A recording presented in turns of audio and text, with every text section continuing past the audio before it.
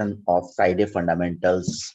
This is a series of sessions which we had started around 2 years back, and we continue to bring in national, international speakers on different topics which are of interest to our members and also the society in general, which help in the upliftment of the society and which are in line with the basic thought of Bombay Management Association is to spread knowledge and to bring in the knowledge to the managers and also help spreading the knowledge. So today's topic is a very apt and also which is today in the main line stream of every organization's thinking, which is livelihood and scaling the CSR way. Because any organization which is growing and which plan to grow, ensuring inclusive growth, CSR or sustainability, these are essential in for this inclusive growth today. And we have for today's session none other than Mr. Ramesh Daswani, who has been spending enough time on this topic and who is living day in, day out with this thought. And I have the privilege of introducing Mr. Ramesh Daswani to the group, who is Mr. Daswani is a graduate from Mumbai University with masters in marketing management and is highly committed, result-oriented professional and entrepreneur with over 40 years of experience in running a profit center, managing teams, setting goals, and achieving organizational agenda of profits and beyond. In fact, Mr. Daswani is a first-generation entrepreneur with more than 4 decades of robust experience. He started his business in the business of flooring and interiors. His corporation was called Kolaba Carpet Industries, which dealt in rugs and commercial carpeting. In 2011-12, he decided to take a sabbatical and join the social sector, which is such a noble thought. He was the director of new initiatives with the Somaya Group since 2013. In the year 2016, he headed the 500-bed charitable hospital of Somaya Group as CEO. Today, as CEO of Light of Life Trust, a position that he has held since 2018, he is steadily achieving the objectives of the initiative of providing education to the underprivileged society section of the society. This reach out has covered education for approximately 5,000 children in rural areas. The initiative has also managed to uplift and provide a meaningful contribution to sectors concerning women empowerment, livelihood, healthcare, and more. Mr. Daswani has been a member of Rotary since 2007 and has been actively participating in the activities of Rotary ever since. He was president in 2013-14 and since has held many responsible positions in the district of Rotary International. He is the chairman of CSR committee of Rotary district and is heading the adult literacy wing under RILM. Also on the CSR board of CCI and IMC for several years and is on the managing committee and advisory board of several organizations and associations. Mr. Daswani, we are honored to have you with us for this session today, sir. And we welcome you to the session and the floor is all yours. We look forward to an exciting session with you. Thank you. Thank you. Am I audible, sir? Yes, sir. You are perfectly audible. So at the outset, I must thank President Sharma ji for this introduction and also a genuine grateful thanks to give me an opportunity to speak to such an august gathering which I can see there is a mix of students, there are a mix of senior professionals, and there are some NGOs also who have taken part today. And I must say that all the knowledge I have got and which I'm willing to share with all of you today is purely accumulated in the last few years by sheer experience in the sector. There is no educational or academic qualification which I can claim about in terms of today's modern science. Like people say, I've gone from TISS or I've come from this Bajaj Institute or that Institute of Social Science, right? Our knowledge is purely on our experience and the passion with which we take forward a cause. And that, according to me, is the driving force for any youngster, that whatever you pursue, please pursue it with a certain passion.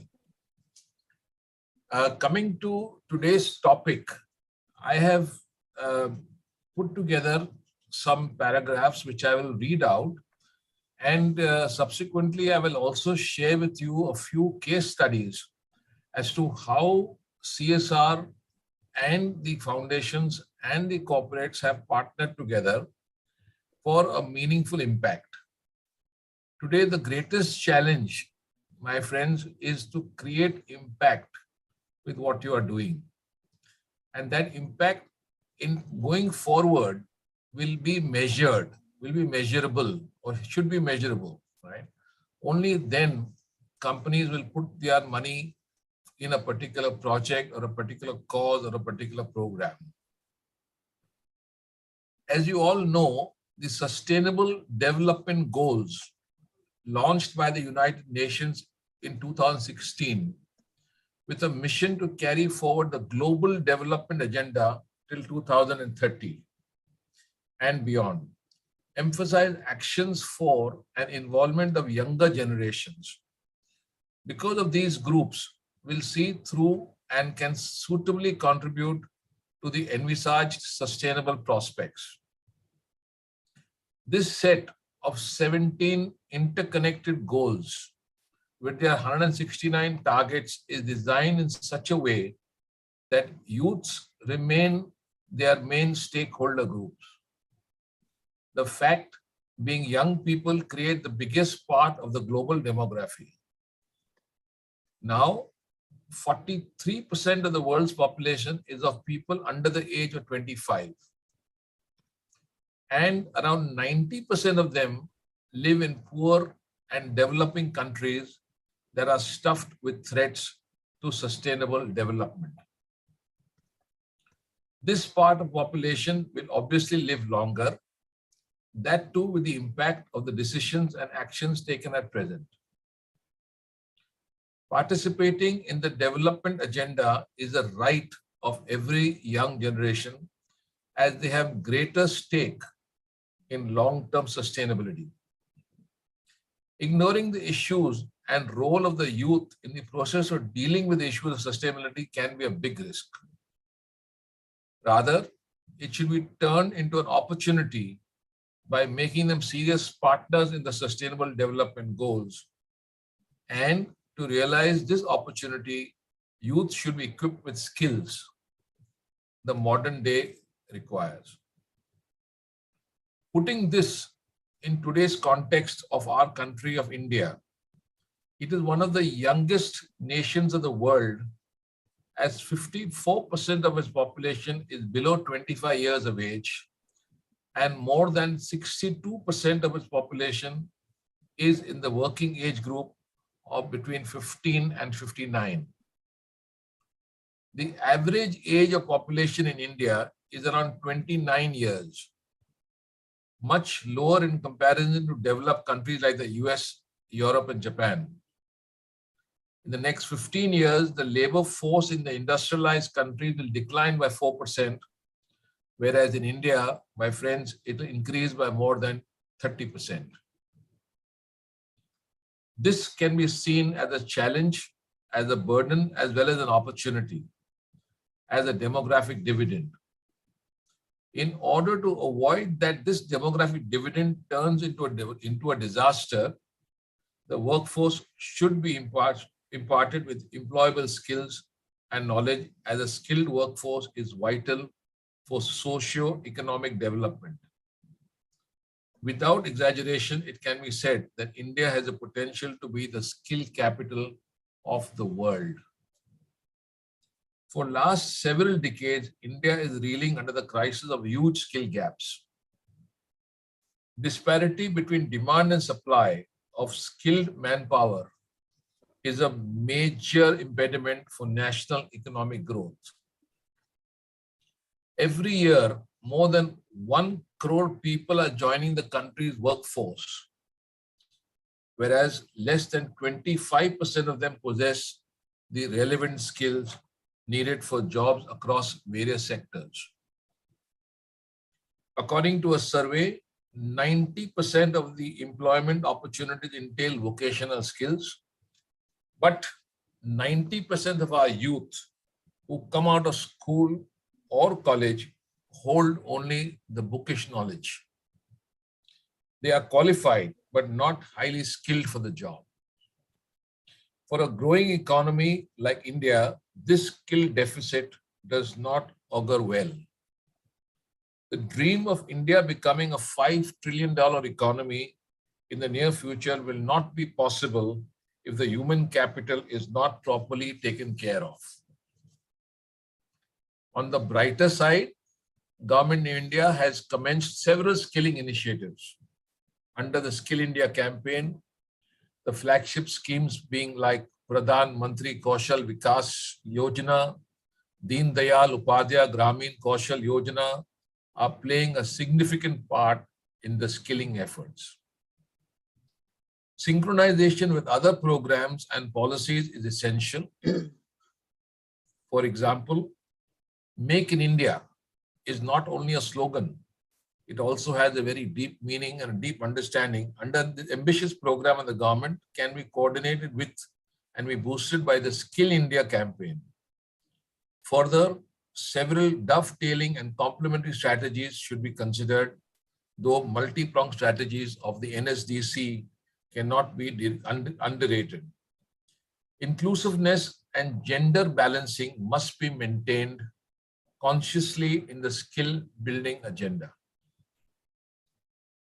Accessibility of the marginalized groups to vocational training needs to be ensured.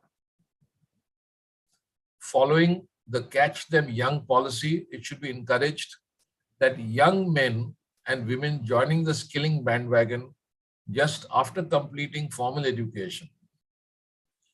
Partnerships and collaborations may play a vital role in augmenting the skilling efforts, and involvement of corporate sector with the CSR initiative is a key for complementing and supplementing government's action. The scope of the CSR in the skill development sector is huge. Given the huge task of achieving the target and maintaining quality and sustainability of the skill development mission being pursued in India, companies of both private and public sector have adequate scope to contribute and make impact through their CSR program. As it is obvious that industries have a crucial role in impelling lasting economic development of the country, investment by them in skilling the workforce makes a very strong business case. This investment creates a win-win situation for industries by developing a vibrant and skilled labor market and serving their social responsibility purpose as well. Also, from the ethical point of view, as businesses use human resources of the country, it is expected from them that they develop capacity of that resource in a sustainable manner. Corporate sector can derive several strategic benefits by getting involved in skill building activities. The CSR agenda of companies gets realized well as their skill development efforts reach out to the capability deprived youths and create positive impact sustainably across communities. Availability of skilled manpower makes it easy for companies to increase their own efficiency and productivity and to reduce their operational cost. By upskilling and reskilling the youth, companies get future ready. Skill development finds a place in the Schedule 7 that prescribes areas for CSR program of companies which are under the ambit of the mandatory CSR provisions as per Section 135 of the Companies Act of 2013. Also, some other prescribed activities under this schedule are directly or indirectly connected with skilling. It needs to be stated that a good number of companies have prioritized skill building under their CSR agenda of late. How does the corporate sector contribute for skilling people? CSR capital should be infused into the endeavor of skill development to make it a more relevant and strategic. Corporate bodies with their CSR agenda should open up for collaboration with government, academic houses, NGOs, and training agencies in order to give a boost to the skilling drive. It is expected that corporate bodies engaged in CSR activities conduct baseline analysis of socio-economic profile of the regions around their operation. Understanding skill profile of the regions in terms of demand and supply must be a part of it. By this, existing skill gaps can be identified and accordingly skill building programs can be designed for execution. It is, however, imperative for companies to upgrade skill of employees engaged along their own supply chain. Undoubtedly, this earns a good return in terms of productivity and quality of service for the primary company. Companies should use their ability to recognize future skill areas. Such new areas can be identified by looking at opportunities like technological advancement or by considering challenges like climate change, water crisis, the energy crisis, etc. Corporate houses need to spearhead in imparting such new age skills whose takers can be fresh job seekers, small entrepreneurs, and experienced employees. On the other hand, traditional and dying skill areas need to be revived. Rural artisans reeling under poverty should be supported through funding, value addition knowledge, and market linkages under the CSR program. Companies can set up a center of excellence, what we call COE, on the sector they are experts in. The COE should act as a skill lab where trainers will be trained under the TOT programs. Using CSR fund, companies can create infrastructure and improve the existing ones for training and capacity building of young population in rural and suburban areas. Technological advancement and knowledge-based economies demand new kinds and levels of skills. Companies may help in designing customized modules for these skill areas in collaboration with academic institutions, research bodies, and government agencies. Industries may lead the way in popularizing and providing training on new age topics like machine learning, artificial intelligence, data analysis, robotics, renewable energy generation, rainwater harvesting, and so on and so forth. More than 2/3 of the total jobs are produced today by micro, small, and medium enterprises whose employees hardly get any scope and opportunity to upgrade their skill set. Big companies can take up the responsibility advancing skill level of this large chunk of job holders so that they can perform more efficiently.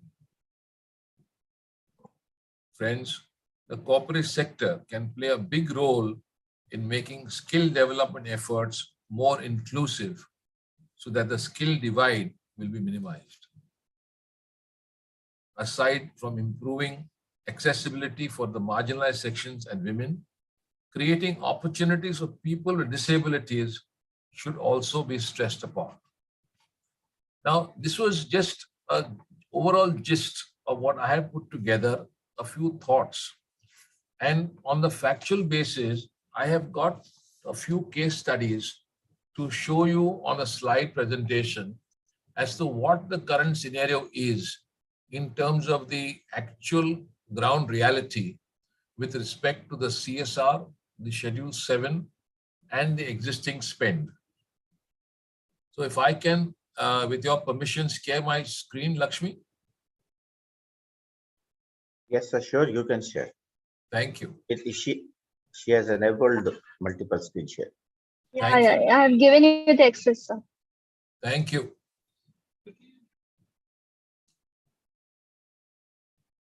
Is it visible? Yes, it is. Oh, thank you, sir. So, as Mr. Sharma said in the introduction, I'm currently the CEO of the trust called Light of Life. Light of Life is a charitable trust which was established in 2002 with the idea and objective of bringing children back to school. I will talk about that later, but let me first quickly run through the slide what we have presented in context of the CSR and in context of our skill building. Friends, most of you must be knowing that the schedule of activities allowed under CSR is virtually everything. Eradication of extreme hunger and poverty, promotion of education, special education and vocational training, ensuring environmental sustainability, clean water, sanitation, etc., protection of national heritage, art and culture, training to promote rural sports, Olympic, Paralympic, rural development projects, slum area development, PM Relief Fund, protection of national heritage, disaster management, including relief rehabilitation, technology incubators within academic institutions, benefit to armed forces, and the gender equality.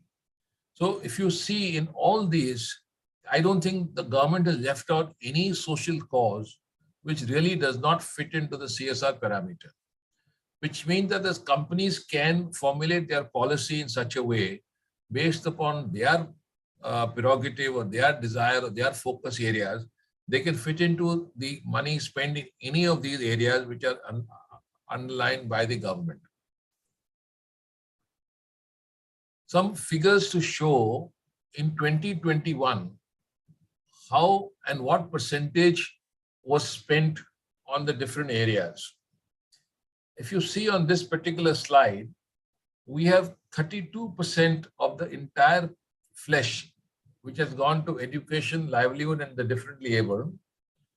Health, eradicating hunger, poverty, malnutrition, safe drinking water has got 31%. And the rest of the 36% of the 100% has gone to clean Ganga, heritage art, Swachh Bharat, slum area development, gender equality, environment, rural development, Prime Minister's Relief Fund, technology incubators, and encouraging sports. So very small percentage has gone to all the other areas, whereas a large bulk has gone to livelihood, education, health, and eradicating poverty. In 2013, when I took a sabbatical, I was fortunate that in that time itself, I happened to meet and interact with the makers of this policy. And the policy of the CSR was enacted in 13-14. And 14-15 itself, we had about 10,000 crores which came into the development sector. Gradually, in 15-16, 16-17, 17-18, about 14,000 crores were spent on an annual basis. And at that time, there was no pressure from the government or from the authorities about the compliances, etc. A lot of companies did not spend the money.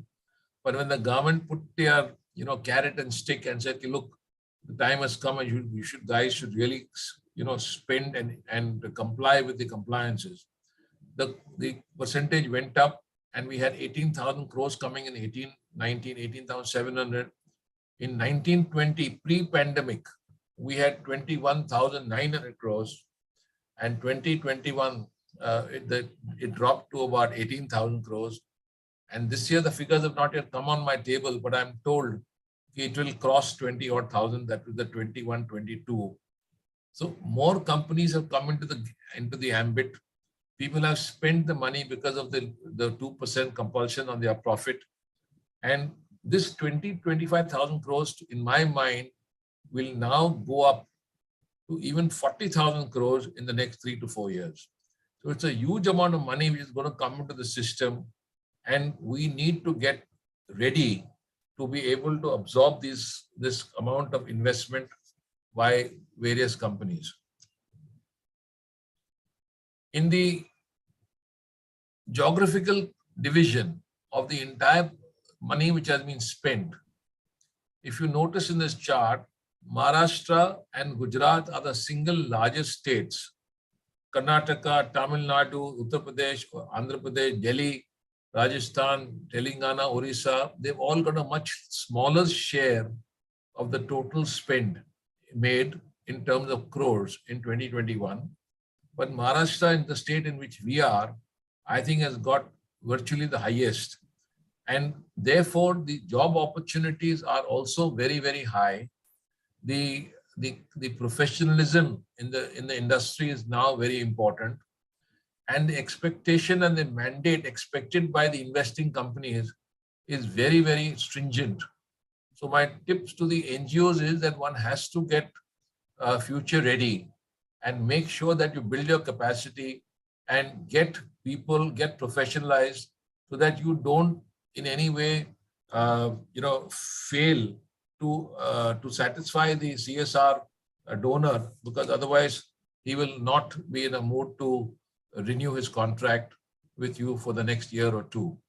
As it is for companies, they are not supposed to spend more than 3 years with the same program and the same NGO. So it's always better to ensure that we have a particular compliance officer in place so that you don't have that kind of a challenge.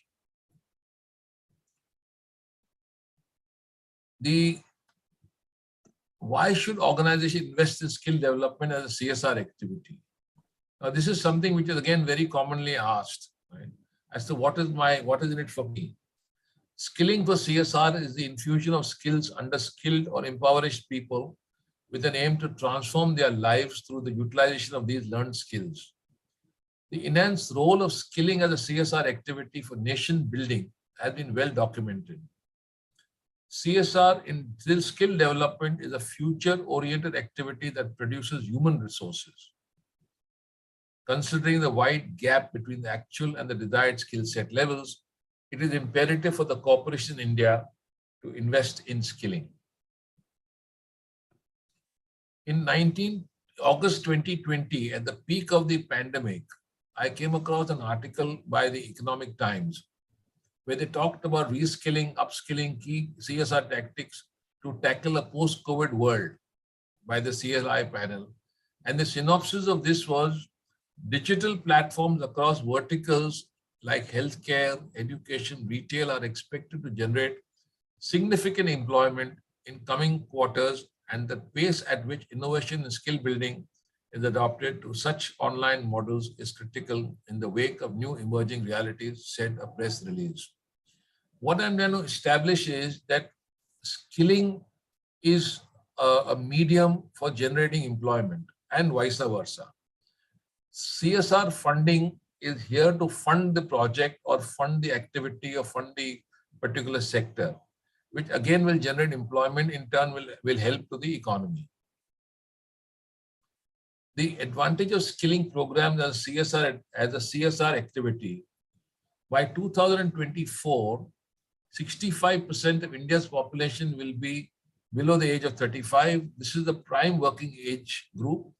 It is important that each person's potential is achieved while the national growth rate and development indices are improved.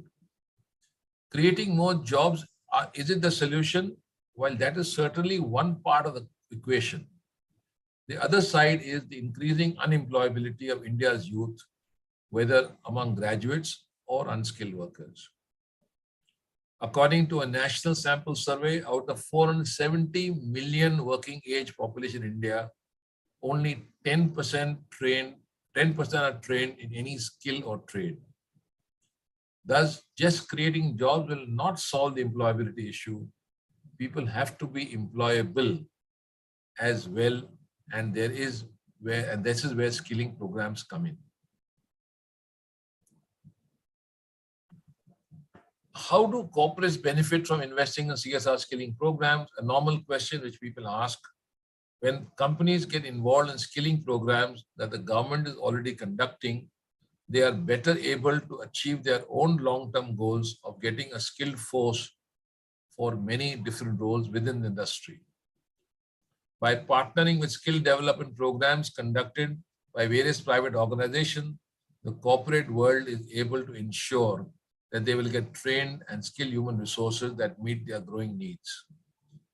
This benefits not just the youth of the country who are guaranteed to get trained in skills that are in demand by the industry, but also benefits the Indian economy by providing employment to the growing youth population.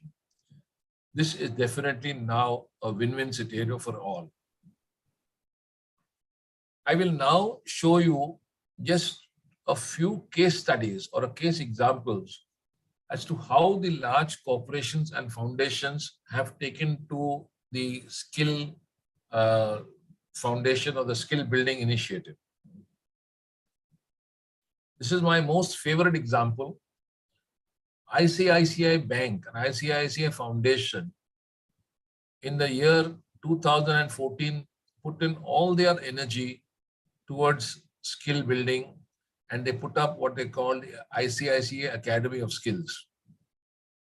At that point of time, when I met the CEO, I was quite amazed at how methodically they had planned what they're going to do. Today, in 8 years' time, they've got 28 academies across the country.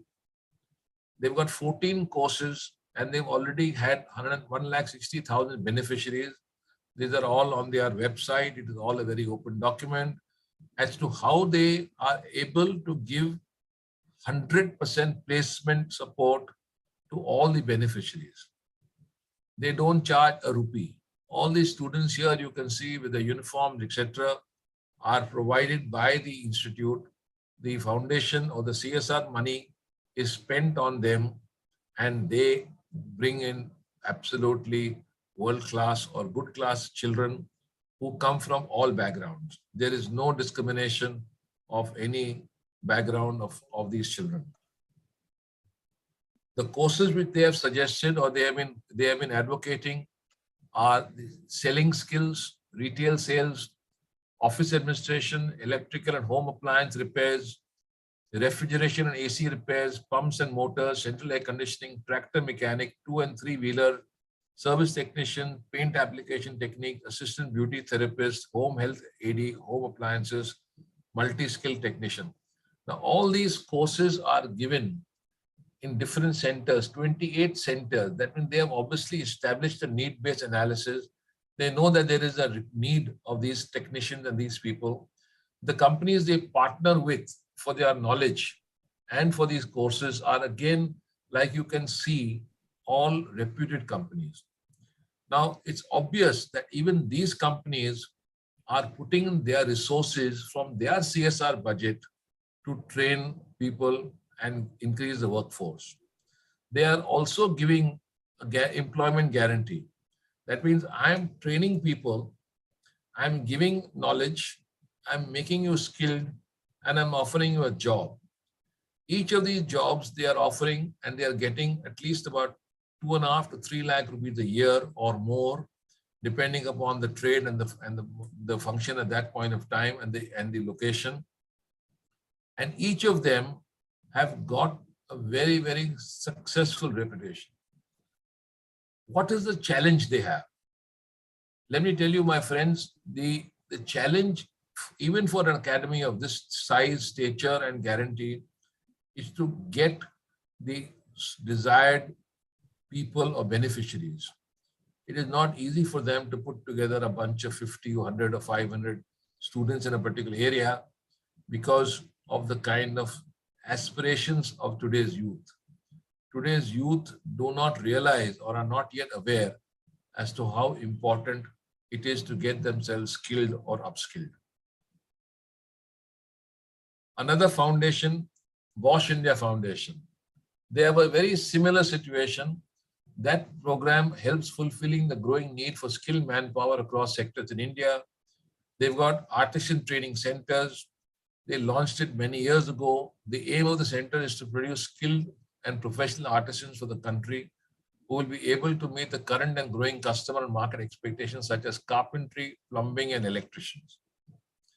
So these are just some very, very simple examples I am sharing because these are real life examples which are absolutely relevant in today's context, and we can all ape it, we can all copy it, we can all go down the same path if we are able to raise the resources.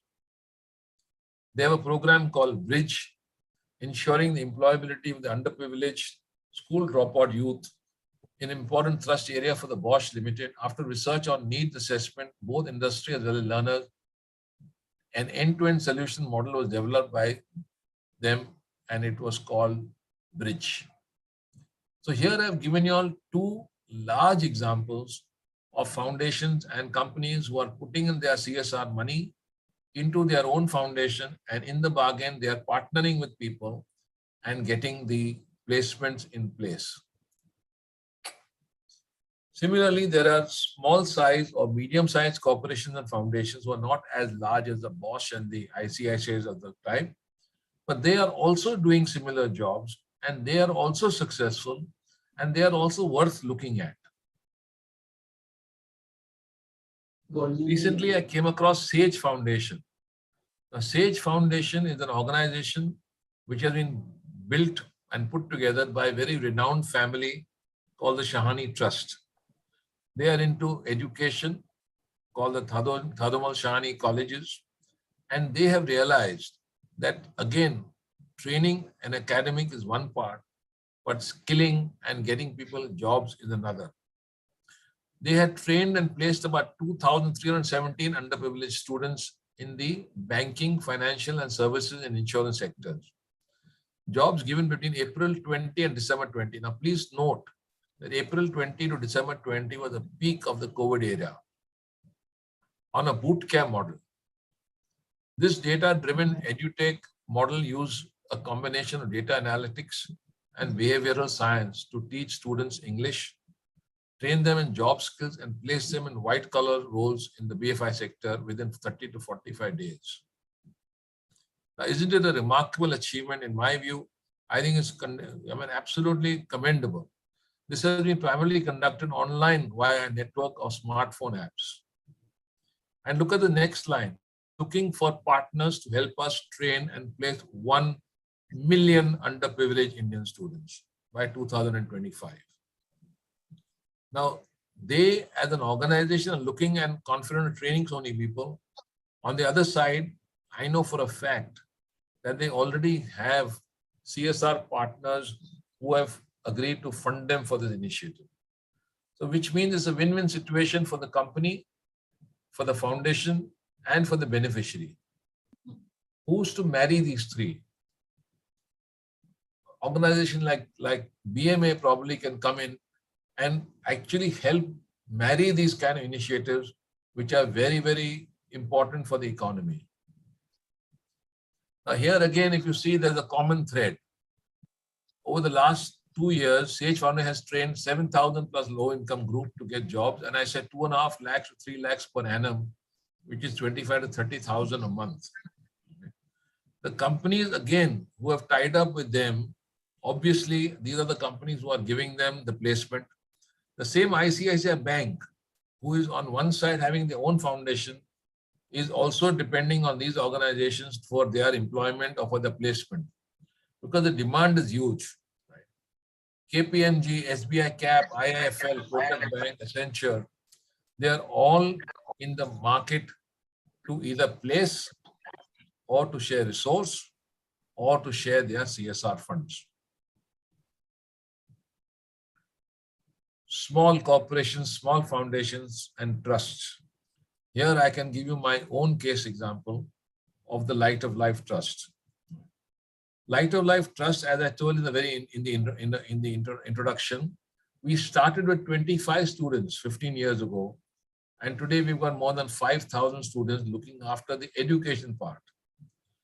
In the livelihood sector, we started in 2010 to advance, develop, and empower rural underprivileged communities with special focus on women, young girls through critical programs, skilling and livelihood training programs, primary healthcare and environment. Now, one stark difference between the earlier two examples I gave you is that in our case, we are in absolute the rural, the most backward areas. We are in a place called Nandurbar, we are in a place called Raigad district, we are in Tivre, we are in Taloda, we are in Akola, we are in the very, very remote areas. And in these areas, to find job opportunities is a big challenge because there's no development there. Right? Still, we have been able to identify specialized training like jewelry making, unearned security guards, mobile repairing, water technicians, sewing and tailoring, journalism, computer training, beautician courses, entrepreneurship. We have created entrepreneurs which are unbelievable in terms of small entrepreneurs. They are making papad, they're making pickle, they're making clothes, they're making, all sorts of small areas which they cater to the local need. So we are also, in other words, helping and stopping the migration process and not allowing them to come into the urban area. Let them remain in the rural area, but give them better standard of living. That's what our entire aim is. These are some of the centers which they look like. This is our computer centers. We have a sewing tailoring center, jewelry making, sewing tailoring. During this period, we made cloth bags, we made masks. We enrolled 13,000 such beneficiaries, and we are a 51% placement story. We cannot have 100% placement because the job opportunity locally is just not there.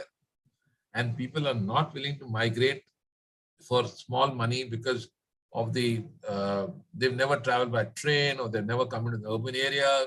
Housing is an issue. To give them a job in Bombay or in any urban city is not easy. And still we've been very fortunate that even our students who have been trained in optometry, they got placed by a company called Lawrence and Mayo, who has given our girls employment in the various centers. So all these kind of initiatives is something which we've been involved with, and we are open to partner, we are open to look at more such programs with more such organizations. I'll just share with you one story of change, or one story of a lady called Nirguna. A story of a grit, determination, and inspiration. It is a story of a 30-year-old skilled, confident, courageous woman who has become an embodiment for empowerment. Compelled to drop out of secondary school early on in life due to poor financial circumstances, Nirguna was married off to a complete stranger at the young age of 22. Now here I'll pause. 22 also is an age which we have created the social impact in that area. The girls in that area used to get married at 14 and 16. Right? We were convinced to the locality that make sure that the age of the marriage is shifted from 14, 16 to 21, 22. A troubled married life, unfortunately, soon led to a separation from her husband. At that time, with little education and almost no skill set to support, Nirguna felt helpless and went through a difficult phase in life due to low self-confidence, frustration, and dejection. In March 2016, she came across Light of Life Trust ka Jeevan Asha Community Center, inspired by the different types of courses offered in vocational skills and the center and the optimism of the team. She enrolled for sewing and tailoring and beautician training courses. She became a part of the organization, tailoring production unit in Tivre, and started stitching school uniforms and cloth bags and much more. In 2017, she enrolled for the landscape and lawn development course and has started a small plant nursery with 5,000 saplings in her backyard. The nursery brings her an income of 12,000 every season. In addition, she recently completed her short-term courses in Toran, Mehndi, and jewelry design at the center and is currently again earning 3 to 4,000 rupees a month. So friends, this is the kind of change of life which we bring, and we would like to bring for many more such deserving beneficiaries. And this is only possible through collaboration and through well-wishers like all those who are in today's discussion. In conclusion, it is important to partner with the relevant foundations, corporates to make it a win-win situation for all stakeholders. This will enhance the efforts of the government to reduce the levels of unemployment and thereby create job opportunities for the skilled manpower. Friends, this is our collective responsibility to create an accelerated impact in the development space. It is not a single man job. It is not the job of the Honorable Prime Minister. It is not the job of you and me alone. It is a collective responsibility to create an accelerated impact. I will now end here with a very favorite quote of mine. Give a man a fish and you'll feed him for a day. Teach a man to fish and you will feed him for a life. Thank you. I have rest my case here. I will request Mr. Sharma to take any questions from the audience or from the organization. With your permission, I'll exit the screen sharing, sir. Yes, sir. Yes, sir. Definitely. Sharmaji, can I put a question to Mr. Ramesh Daswani? Yes. Pramod Bhai is one of the very senior colleague and very learned personality. Sir, I know Pramod Bhai very well. Pramod Bhai, please. Okay. Yes. Sir, the question is regarding CSR activity. What do you feel? What is the competitive situations in India and abroad? Whether the foreign countries also follow the same pattern of CSR now, what we follow in India, or they have been volunteering? Like, of course, there are many donors and philanthropists like Bill Gates, and so many people have done many things, But what's your opinion about it? And training is, so we have to bring the poverty level up also. Apart from giving a skill training and all that, see how to give employment to the very poor people is very important task to which Indian economy is facing. So what are your views on that? And you have been doing a marvelous job, and I think you're one of the leading NGOs which you are working, and earlier you had a very good career with the Somaya Institute of Medical Science also. So we are proud of you, sir. Thank you. Thank you, Pramod Bhai. Pramod Bhai, your two questions. The first question about the comparison of the CSR in India versus the world. India is the only country which has a compulsion of CSR. Yeah. No other country, as on now, to my knowledge, has a rule that you have to invest in the development space. So you call it an advantage for us or you call it a disadvantage, it all depends which side of the glass you look at it. But overseas, in the US, philanthropy has always been around. Even in India, philanthropy has always been around. There's no question. Right? But corporate social responsibility overseas has always been done from a different angle. They have done it for the company to become more sustainable, for the company to become more known, the company to be more popular, to market to build their own brand. Right? Yeah. They have done philanthropy and sustainable programs and initiatives to build their brand. Right? I know of companies who have said, if you buy my shoe, I will donate one shoe to the needy or to the poor. Right? So it's a kind of a marketing strategy. But they're doing it, right? But they're doing it for a different purpose. Coming to your other question about giving the poor employment, yes, that is a challenge and that should be the case. But then that's exactly what skilling is doing. That's exactly what we are doing. Today, if we are teaching a tribal woman to make jewelry, We are teaching a tribal woman to stitch uniforms or to make papad or pickle. It is purely for her or him to generate an employment for himself, become an entrepreneur, because there are no job opportunities in the area in which they are living. So we are giving them skills कि भाई आप पापड़ बनाओ, माल बेचेगा, हम आपको बेच के देगा, या आप लोकली बना के बेचो, या खाना बनाओ या मील बनाओ. So that is obviously the ultimate purpose. Thank you very much, Mr. Ramesh. Thank you, Pramod. So thank you, Mr. Daswani, for a wonderful and the most practical session which you have taken on this very, very hot topic today. And as you rightly said, that 2014 UN adopted the sustainability and which today has become, earlier the CSR was a department in every company. Now it has become a part of the growth strategy for every company. This is the most important change which I have personally seen in last few years, and you have also shared some of the live examples which are very, very encouraging. Where in your presentation you very distinctly talked about creating an impact and creating a measurable impact, because the kind of money inflow which is expected in next 4 to 5 years, which you shared, which is currently 20,000 crores to doubling it. So the an amount of involvement which companies are going to have in this sector.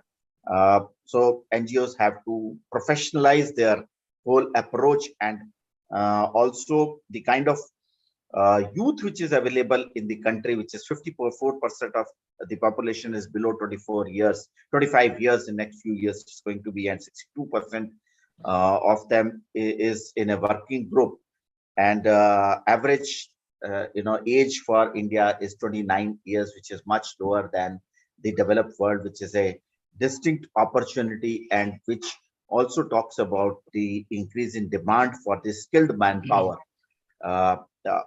Which is an opportunity. However, you have also talked about the micro and the medium companies where the employees have lesser reach to these developmental programs or the upskilling programs, where NGOs play a role. And also I must appreciate the kind of work which your NGO has put in, which from 25 to 5,000, which has gone, and some of the examples which you shared. So thank you very much for sharing all this, Thank you. inputs with us.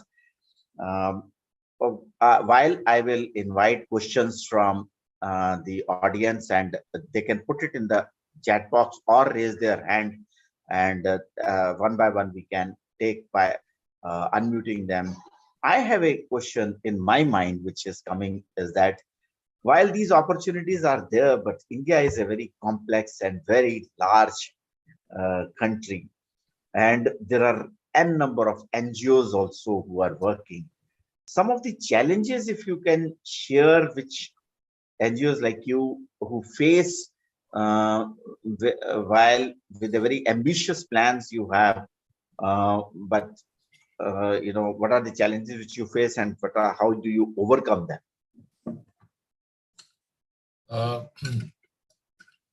You want me to be brutally honest, or you want me to give you a diplomatic answer? No, I think we are all very honest people in this group, at least. Now, what I mean is, challenges, Rajeshji, are plenty. The biggest challenge, in fact, there's if you all noticed, I said it very simply in my presentation, that even a company like ICICI Foundation, who's put in so many hundreds of crores of rupees, they have a challenge. And what is their challenge? It is not money for them. The challenge for them is to get the right people to take the right skills. The awareness of the children or the aspiration youth to come into the force is a challenge. So that's one challenge. The second challenge from people like us, in my case, my biggest challenge today is the geographical location in which I am working. I don't have job opportunities in the area. The government has not developed that particular segment of the district where I'm working, right? Now, if I'm skilling the person, how do I keep him employed? How do I keep him engaged? That's one. Because I've got people on this panel here, I can see, I will not name him, but he is here and he's one of our funders and one of our developers. And his biggest complaint to us is, boss, your placement ratio is very bad. We are funding you, but your placement ratio is bad. Now, placement ratio is bad because I'm not able to give them 100% placement. I'm taking money for you for 100% students who you are funding. We are training them. That's genuine. We are genuine training them. But to give you 100%, I cannot give because they run away. वो अपना 2-3 महीने का course करके भाग जाता है या वापस अपने गांव में जाता है या वापस अपने खेती में काम करता है, right? So I'm not able to give 100% placement. That's one. The second challenge is that in areas where I want to operate and the areas which are my successful programs, I need funds. Today, to get an NGO, or I mean, for an NGO to convince, okay, let me pose the counter question back to you or to anyone in the audience from the corporate world. If I or any NGO needs funds from you, how much time or how much lead time does it take to convince the company to fund my program? Minimum 6 months to 1 year. 6 months. 6 months, I think, because minimum 6 months to 1 year. Correct. Last week we had a discussion with a corporate client, and you know what he tells me? He says, "Daswani, you are late." I said, "I'm late for what?" He's saying, "You're late for 21, 22, 22, 23. We are now freezing our programs at 23, 24, and 24, 25. Yes. Right? Yes. Now, if I have to plan for 23, 24, and 24, 25, but मुझे भूख आज लगी है, मुझे मेरा programme को आज चाहिए, मुझे पैसा आज चाहिए, मैं फ्यूचर का प्रोग्राम तो करूंगा ही, लेकिन I need funds for today. So that's the biggest challenge, right? That's number 2. Number 3, the challenge for organizations and NGOs to face is compliances. The compliances are a big pain. You have to be of certain size to be able to afford to sustain yourself. It's like the small entrepreneur, the proprietorship company. Today, a small entrepreneur in this country cannot survive because the compliances are so high. His chartered accountant fees, his compliances, his GST, his registration, etc. You need so much of that you are not able to sustain a small proprietorship concern. So company secretary's fees also. Haji sir? Company secretary's fees also, because we handle the company law, which is a part of CSR. Correct. Exactly. Correct. So these are certain challenges, Rajesh sir. There are a long list more. I can sit with you privately and I can share with you more of the challenges, but these are the broad challenges which are. Yes. Sure. Thank you. So I see a hand being raised by somebody, microfinance institutions. You can unmute and ask your question. Yes. Thank you, Rajesh, and thank you, Ramesh also, and everyone from BMA for organizing this wonderful series of knowledge. I have very probably or really question counter to Ramesh that you mentioned. My name is Devendra, and I represent the Microfinance Institution Network. This is basically a self-regulatory organization for NBFC MFI in India and also National Association for Microfinance Institutions. Right. So precisely like we are also into the similar spectrum, or I would say we also serve to bottom-up pyramid. So we closely work with them and understand. We also work with administration to understand the issues and challenges precisely in the bottom-up pyramid across Maharashtra and Gujarat, particularly India. I think you mentioned somewhere that you provide some skilling workshop or really training to the villagers and rulers. But I have a question that they leave the job and they come back to the villages. Somewhere there is a need, I think, that the skilling or the kind of program should be like that they should not be able to move to the metros or the cities. Such programs are well appreciated probably, because I think there is no point bringing the population from rural villages to the cities especially, and that leads to migration, and it's probably an imbalance It's a long discussion probably, but somewhere that we realize that it is, especially in Gujarat, people do not prefer to leave their cities, villages. They want job in their local vicinity. Even I travel to Nandurbar and Dhule, especially in a tribal district of Maharashtra. They do not prefer to go to the big cities. They want something locally that will help them. So a thought probably can be added. Such kind of programs may be added. That's my point. No, point well taken, sir. Sorry, we didn't get a chance to see you because your video, I think, is not on. But having said that, I think it's a good suggestion you are making. I didn't see any question in that suggestion. The point is that yes, all what you said is a very good idea, and we are also advocating the same philosophy that we should try and get skills so that they remain in the local area. Thank you. Thank you. Your name, Mr. You said your name is? I'm Devendra Shahaburkar. Mr. Devendra Shah. Yeah. I'll connect with you. You're most welcome. You are based in Bombay, sir? Yes, traveling between Ahmedabad and Mumbai. Yeah. But anytime, let me know if there's any program you want us to work together with you. Sure, definitely. We'll be happy to look at it. Yes. Thank you. Thank you. Namaskar. Thank you. Well, thank you, Devendraji, for asking that question. And another thing which I had in mind was, Ramesh, if you can share some of the tips concerning this with a lot of young people are there in this audience, which will be helpful to them going forward, Okay. So basically, my honest tip to the youngsters today is that one is that look at the social sector as a profession. There are professional opportunities available, like I mentioned earlier, for capacity building, for compliances, for program management, for fundraising. There are enough jobs available. Please don't look at it as a sector which is earlier we used to treat it as an untouchable sector. Right?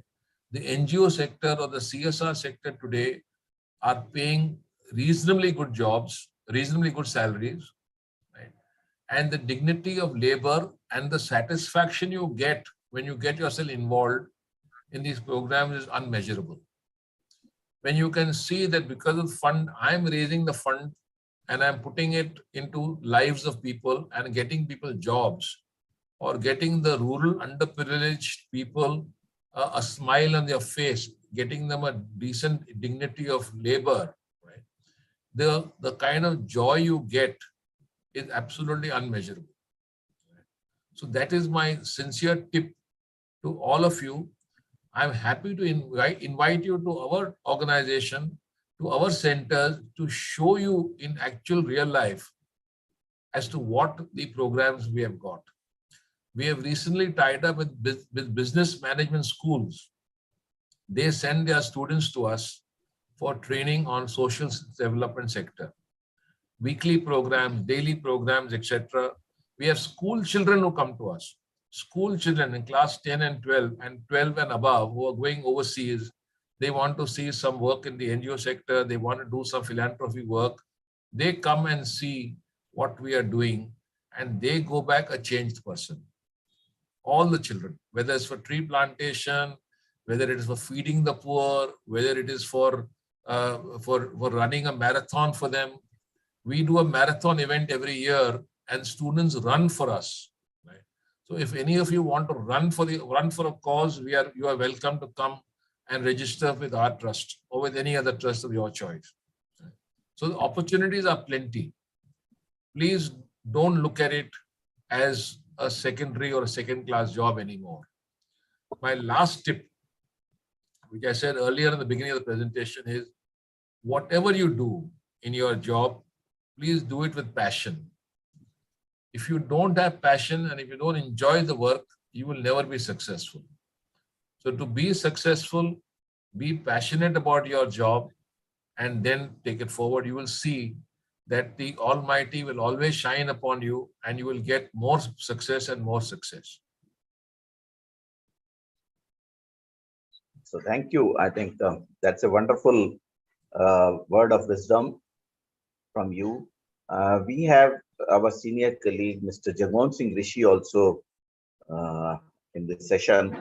Jagmohanji, if you want to share your thought or ask any question. Jagmohan, are you there? Okay, I think he must be busy. Yes, sir. Yes, So sir. if Yes, sir. okay, I'm okay. there. Yeah, because Hello. I have found Jagmohan has been active in such initiatives very well and is always in the forefront. So that's why I Hi, thought that Rishi maybe. here. Can I ask a question? Yes, Namaste Rishi ji, most welcome, sir. Namaste, namaste, sir. So I was driving at that time when I was listening to you. It is very, very, very, very, very promising and very motivating success story, sir. Thank you. I just wanted to understand, or maybe I missed some part of it, that of late, there were some restrictions which were being put by Government of India on the CSR initiatives and NGOs. How is it impacting this initiative, sir? There are no restrictions, Rishi Saab. The government has just put down some rules and regulations which we need to follow. For Okay. example, I'll give you one example, right? Mhm. For foreign exchange, the FCRA regulations, right, for NGOs is that all the money which comes in has to come into one particular bank account, and the money which comes in has to be designated for a particular cause or a particular product, and it has to go there only. One NGO cannot put money and give that other NGO the money. This is just one example I'm giving you about the compliance laws, right? Okay. Okay. The other example from the other side, from the CSR perspective, the government says that boss, आपको तो अपना 2% खर्चा तो करना ही है, but खर्चा not by donation. You cannot give खर्चा just by writing a check to Mr. Rajesh Sharma's pharmaceutical company और आप उसको पैसा दे दिए. You have to invest money in the genuine development sector in the cities organized or which you demarcate, and give the money for a program, not as a one-time donation. You have to give the money for a program. You have to monitor the impact your money is generating, and you have to report in your compliance sheet at the end of 2 years or 1 year. Every year you have to give a complaint कि हमने आज 50 लाख खर्चा किया in ABC trust, and उस trust में ये employment हुआ, ये काम हुआ, उसके लिए हमने पैसा दिया. You cannot just give money and write out a check. So that's why I'm saying the challenge for the NGO is that we have to have a full-time writing officer to give the utilization certificate. कि हमने पैसा तो लिया, लेकिन हमने utilize कैसे किया? That is another big challenge. So there again, there's a job opportunity opened up for MBA students who can come and join such organizations and come and help us for report writing. Okay, sir. Right. So, second question, my question is, because some of my family members are running the NGO, of course, without the support of the government. But my question is that a lot of NGOs or CSR initiatives, they are definitely helping in employment generation. But at the same time, there are a lot of courses which help them to get the placement abroad. What is your observation about it, sir? That's a very different segment, sir. कि यहाँ पे हम लोग जो बात कर रहे थे, basically we were talking about the challenges between the corporate sector and the NGOs. Now, NGOs who don't depend on corporate sector, आज हमने अपने घर के foundation से हमने काम चालू किया, right? और हमको एक NGO हमने बना लिया अपने लिए. I'm making my own NGO, making my own charitable trust. हमने किसी बच्चे को train किया और उस training की वजह से he got an employment opportunity in Dubai or wherever he got an opportunity to go and work, right? तो हमने तो पुण्य का काम किया, हमने तो उसको जॉब भी दिलाया, हमने अपना NGO भी रन किया, so उसमें तो कोई problem है ही नहीं. It's a good thing we are doing. We are going back to the philanthropy when our parents used to donate money to a gurdwara. आपने गुरुद्वारा में पैसे दे दिए, आपने लंगर बांट दिया, so वो तो अच्छा काम पुण्य का काम है ही ना. अभी उसके वजह से किसी को आगे जॉब मिल जाए तो और बढ़िया. Yeah, that's right. That does not have a corporate implication. उसमें कोई utilizing report There नहीं are चाहिए. personal benefits they get accordingly. Exactly, correct. Thank you, sir. Great. This is- God bless you. You're doing a great job, sir. Thank you very much. Thank We you. would like to see how we can, help you out in and partner with that, sir. We'll be more than obliged, sir. More than obliged. Rajesh, with your permission, I can see one friend of mine here, Mr. Punwani. He is very active in the livelihood sector. Mr. Punwani ji, can you give us your comments on the current scenario? Yeah, please, he's welcome. Punwani ji, you can unmute yourself. Yeah, I did. जो हमने बोला बताया आपने सुना होगा sir. Sorry. I think You are running a very large foundation yourself. So if you can kindly share some thoughts. I think you covered the topic pretty well and explained it Thank you. very, very nicely. And the challenges, what you said, are absolutely utmost important. One is, from the donor's perspective, we definitely want people to be employed when we are funding for the skilling development sector. Correct. And on the other side, the challenges that you said in terms of opportunities. Now, in terms of opportunities, either we have to create that opportunities for those people in those areas, or at the time of admission in terms of skilling, we'll have to tell them as to what the opportunities are and what are the challenges that they will have to face in terms of leaving their areas and coming out. So I think some kind of counseling to start with may help. Right. Right. And challenges, yes, like depending on the sector, the geographical locations, as you rightly said, there are challenges in some geographical locations, but in urban areas, there is no dearth of jobs, but there is dearth of people. So we need skilling people to be gainfully employed, at least in urban areas. So you agree, if I may say, which I said earlier, that our biggest challenge today is marrying the three stakeholders. Yes. See, government is a stakeholder, but government is a let's keep the government aside. But even within the three stakeholders, the beneficiary, the corporate funder, and the NGO who's running the program, these three also need to somehow collaborate in a much better manner. I agree totally. There has to be a clear understanding to start with, and then a roadmap has to be drawn, which needs to be implemented. And then we need a pat on the back from the government, which we never get. You see, I think those days are not far when you get the pat also. Right now we can give you an applause. Thank you. Definitely, for a wonderful presentation and bringing up the topic which are most lively. Thank you. Thank you. So I would invite any other questions or thoughts from the group. That will be welcome. I think from the youngsters, we should motivate the youngsters to ask more questions. Yes. We would invite their thoughts on this. These youngsters, if you have any questions, I think whether it's Mr. Daswani or Mr. Punwani, they are experts in this area, or Devenderji, which I saw. So they will be able to share their thoughts.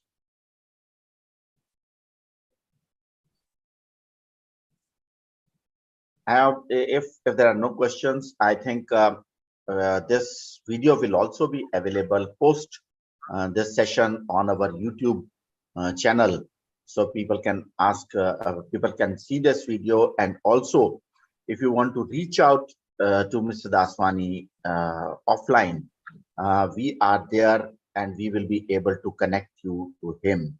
Mr. Daswani can also share his number or his email ID. I will share my email ID on the group chat right now. Yes, on the group chat, which can be done, so that if you have any questions, I can understand, sometimes in the group that inhibitions in asking, but you can always write a personal mail.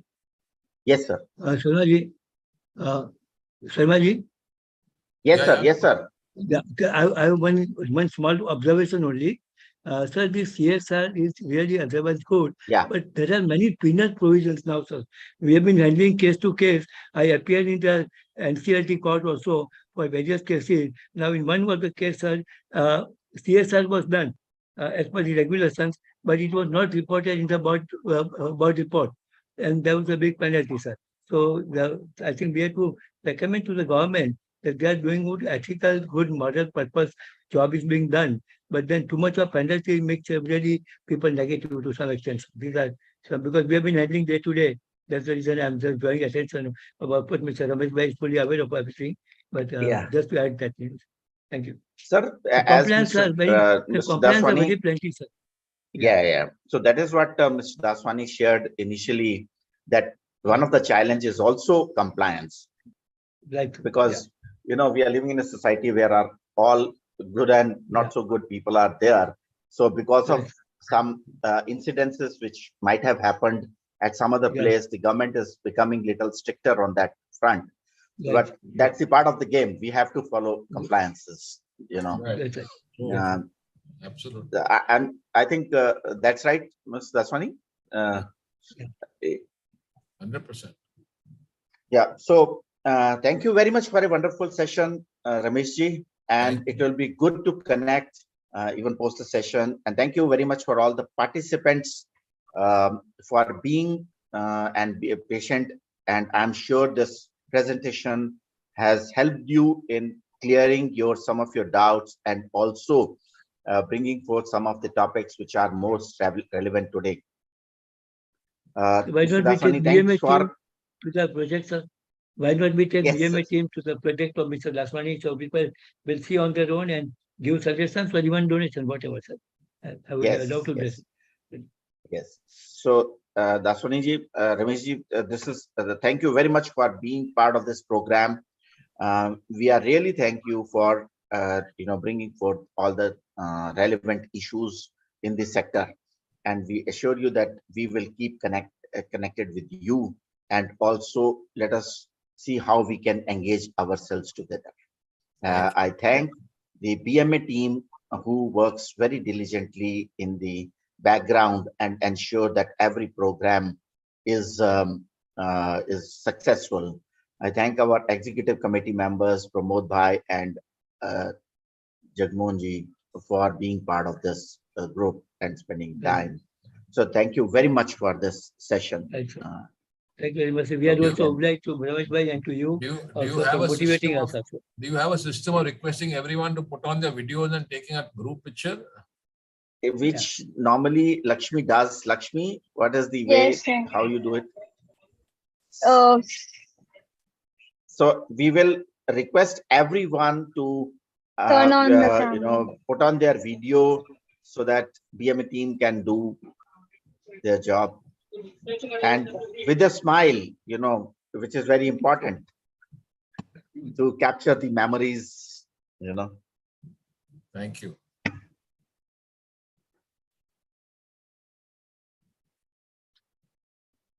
So Lakshmi, when you are done, just let me know. लोगों ने video on ही नहीं किया sir. हाँ, वो चाहते नहीं है कि हम उनको देखें. Sir, profile picture is better than the video.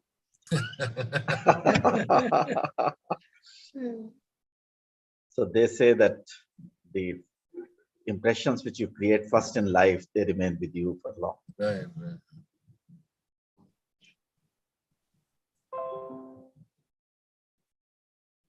Done, sir. Done? Okay. Okay. Thank you very much, everyone. Thank you very once much. again. Very Thank nice you. session. Thank you all. Thank you.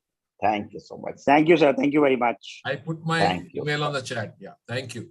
Sure, sir. Thank you. Yeah, we have got it. We have got it. Thank you. Thank you so much.